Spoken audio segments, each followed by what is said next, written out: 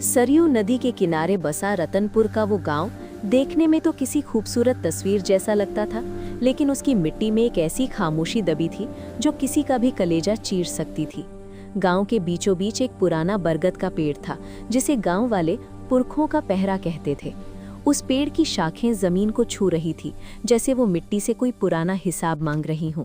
रतनपुर का एक नियम था, सूरज ढलने के बाद गांव की चौखट से कोई बाहर नहीं निकलता था। यहाँ तक कि परिंदे भी शाम होते ही अपने घोंसलों में ऐसे दुबक जाते जैसे उन्हें किसी ने हमेशा के लिए खामोश रहने की कसम दी हो। अर्जुन, जो शहर की भागदौड़ से तंग आकर और इंटरनेट की दुनिया के लिए कुछ अनोखा तलाशने यहाँ पहुंचा था, उसे ये सब शुरुआत में एक पुराना वहम लगा। उसने सोचा कि शायद गांव वाले पुरानी कथाओं में जीते हैं। जब वो गांव में घुसा तो उसे हर मोड़ पर लोगों की नज़रों में एक अजीब सा डर दिखा। लोग उसे देख तो रहे थे, लेकिन कोई उससे बात नहीं करना चाहता था।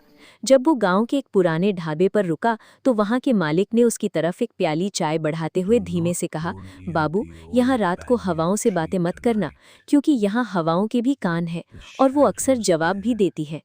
अर्जुन ने बस एक हल्की मुस्कुराहट दी और अपने कैमरे के लेंस साफ करने लगा। रात जैसे जैसे गहरी होती गई, गांव का सन्नाटा भयानक रूप लेने लगा। अर्जुन ने अपने कमरे की खिड़की से देखा कि पूरा गांव अंधेरे में डूबा है। सिर्फ उस बरगद के पेड़ के पास एक धुंधली सी रोशनी चमक रही थी। उसने अपना रिकॉर्डिंग गियर उठाया और निकल पड़ा उस सदियों पुराने राज की तरफ। जैसे ही वो बरगद के पेड़ के नज़दीक पहुंचा, उसे महसूस हुआ कि ठंड अचानक बढ़ गई है। उसके मुंह से निकलती भाप अंधेरे में साफ दिख रही थी। उसने कैमरा ऑन किया और व्यू फाइंडर में देखने लगा। वहां उसने जो देखा वो किसी का भी दिमाग सुन्न कर देने के लिए काफ़ी था। बिना कैमरे के पेड़ के नीचे सिर्फ खाली मैदान था, लेकिन कैमरे की स्क्रीन पर वहां पूरा गांव बसा हुआ था। लोग पुराने ढंग के कपड़े पहने मिट्टी के बर्तनों में कुछ पका रहे थे, बच्चे खेल रहे थे और बुजुर्ग पेड़ के नीचे बैठे किसी गंभीर मुद्दे पर चर्चा कर रहे थे। अर्जुन की सांसें अटक गईं।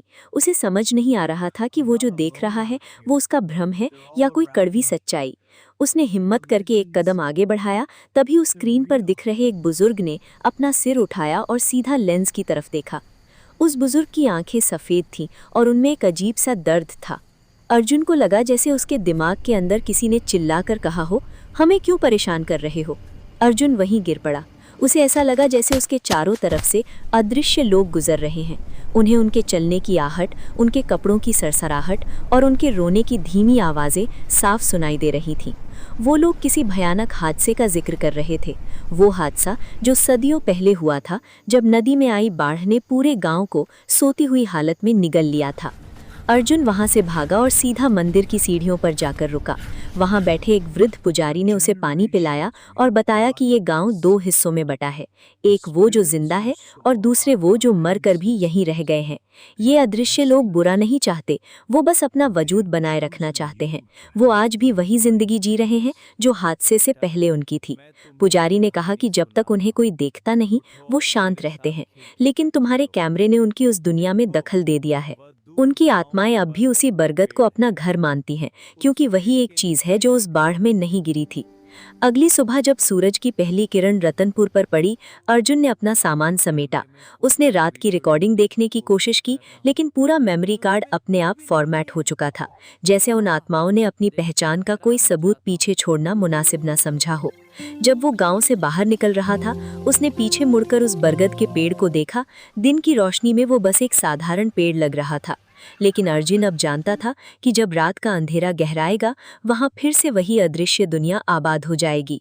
वो समझ गया था कि दुनिया में हर सवाल का जवाब कैमरे में कैद नहीं किया जा सकता और हर कहानी सुनाने के लिए नहीं होती। कुछ राज सिर्फ एहसास के लिए बने होते हैं, जो वक्त की धूल में कहीं दबे हुए हैं।